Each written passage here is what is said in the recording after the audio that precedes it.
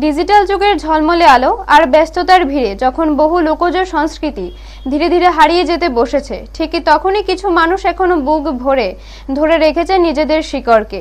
সেই ছবি ধরা পড়ল শান্তির বাজারে, যেখানে এখনো প্রাণবন্ত হয়ে ওঠে ঐতিহ্যবাহী শিবের গাজন। শান্তির বাজার মহকুমার সেনপাড়ায় যথাযোগ্য মর্যাদায় অনুষ্ঠিত হলো বহু প্রাচীন এই লোক উৎসব। সময়ের সঙ্গে তাল মিলিয়ে যখন নতুন প্রজন্মের আগ্রহ কমে যাচ্ছে, তখন এই গাজনকে টিকিয়ে রাখতে নিরলস চেষ্টা চালিয়ে যাচ্ছেন এলাকার বাসিন্দারা, বিশেষ করে যুব সমাজের একটি অংশ। চিরাচরিত প্রথা অনুযায়ী বারুণী স্নান সম্পন্ন করে সেনপাড়ার মানুষজন শান্তির বাজার মহকুমার বিভিন্ন বাড়িতে গিয়ে হরগড়ি নৃত্য পরিবেশন করেন। শুধু নৃত্যই নয়, পৌরাণিক ধর্মগ্রন্থ অবলম্বনে নানা ধরনের অভিনয়ও মঞ্চস্থ করা হয়, যা দর্শকদের বিশেষভাবে আকর্ষণ করে। এই প্রসঙ্গে উদ্যোক্তারা জানান, এটি তাদের গ্রামের বহুদিনের ঐতিহ্য।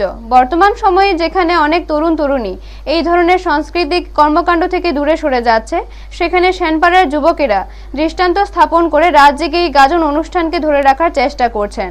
স্থানীয়দের উদ্যোগে আয়োজিত এই শিবের গাজন দেখতে আশপাশের এলাকা থেকে বহু মানুষ ভিড় জমান, যা প্রমাণ করে প্রচেষ্টা থাকলে ঐতিহ্য কখনো হারিয়ে যায় না, বরং নতুন করে বাঁচার পথ খুঁজে নেয়। ব্যুরো রিপোর্ট, নিউজ তৎকাল 24। ঢাকি দীর্ঘ 35 বছর আমাদের যারা সিনিয়র ছিলেন তারা করেছেন।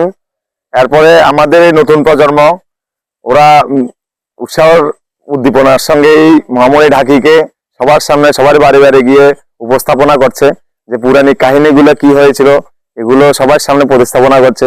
সব খুব ভালো লাগলো দেখে, আপনারা মোবাইলের মধ্যে দেখে নেবেন, খুব ভালো হয়েছে। গেছের বছর আমরা করেছিলাম, খুব ভালো প্রদর্শনী করেছিল। এই বছর এর থেকে ভালো আরো নতুন নতুন কিছু সবাইকে দেখানোর জন্য চেষ্টা করেছি।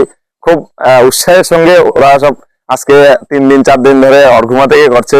সবাই সহযোগিতা করবেন।